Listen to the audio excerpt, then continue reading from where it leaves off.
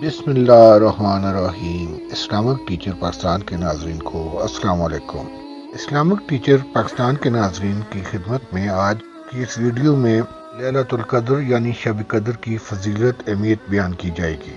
ناظرین، رمضان المبارک کا مقدس مہینہ شروع ہے۔ دوسرا عشرہ بھی اپنے اختتام کے قریب پہنچ چکا ہے اور اس کے بعد آخری عشرے میں لیلۃ القدر یعنی کہ شب قدر کو ہم نے پانا ہے۔ شب قدر کو لیلۃ القدر بھی کہتے ہیں۔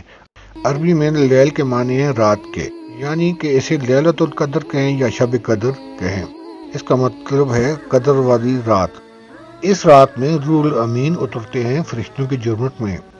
نبی پاک صلی اللہ علیہ وآلہ وسلم نے فرمایا، لیلۃ القدر کو رمضان کے آخری عشرے میں تلاش کرو، اور ایک روایت کے مطابق رمضان کے آخری عشرے کی طاق راتوں میں تلاش کرو۔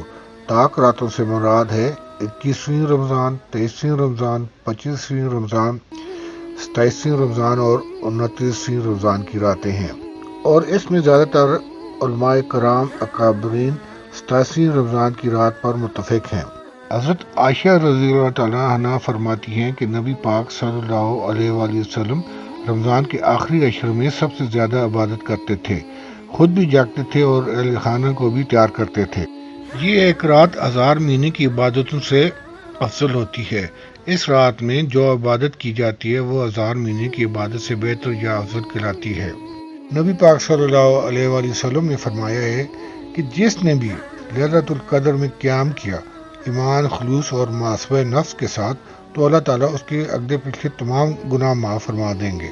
حضرت عائشہ رضی اللہ تعالیٰ عنہا نے نبی پاک صلی اللہ علیہ وسلم سے ایک بات پوچھا کہ اے اللہ کے محبوب، اگر میں شب قدر لیلۃ القدر کو پا لوں تو میں کیا دعا مانگوں؟ تو نبی پاک صلی اللہ علیہ وآلہ وسلم نے فرمایا کہ یہ دعا مانگنی چاہیے کہ اے اللہ، تو معاف کرنے والا ہے، معاف کرنے کو تو پسند فرماتا ہے، اور میرے معاملات سے درگزر فرما۔ ایک بار صحابہ کرام رضی اللہ تعالیٰ عنہ نبی پاک صلی اللہ علیہ وآلہ وسلم کی خدمت میں حاضر ہوئے اور کہا کہ اے اللہ کے رسول، ہم سے پہلی امتوں کی عمر زیادہ ہوا کرتی تھی، جیسے نوح علیہ السلام کی عمر 95 سال تھی، یا اسی طرح اور لوگوں کی اس وقت عمر زیادہ ہوا کرتی تھی، تو ان امتوں کے لوگوں کو پھر عبادت کا بھی زیادہ موقع ملا ہوگا، اور ہماری امت کی عمر تو کم ہوتی ہے۔ یعنی کہ آپ نے دیکھا بھی ہے کہ کبھی کسی کی 50-60 سال ہوتے ہیں یا کچھ اس سے زیادہ ہوتے ہیں، ایک آدھ شخص ہم نے دیکھا کہ 100 سال کی عمر کے لگ بھگ پہنچ جاتا ہے۔ تو آپ صلی اللہ علیہ وآلہ وسلم نے فرمایا کہ ٹھیک ہے کہ ہماری عمریں اتنی زیادہ نہیں ہیں، مگر اللہ تعالیٰ نے لیلۃ القدر خیر من الف شہر نازل کی۔ یہ سورۃ قدر میں واقع ہے، جس طرح ہم پڑھتے ہیں، جس طرح یہ سورۃ القدر آپ کی خدمت میں پیش کی جا رہی ہے، انا انزلنا فی لیلۃ القدر، یہ آپ ملاحظہ فرما سکتے ہیں۔ لیلۃ القدر خیر من الف شہر کا مطلب ہے کہ ایک رات ایسی عطا کر دی ہے جو 1000 مہینے سے افضل ہے، یعنی کہ لیلۃ القدر کی رات میں جو عبادت کی جاتی وہ باقی 1000 مہینوں کی عبادتوں سے افضل کہلاتی ہے۔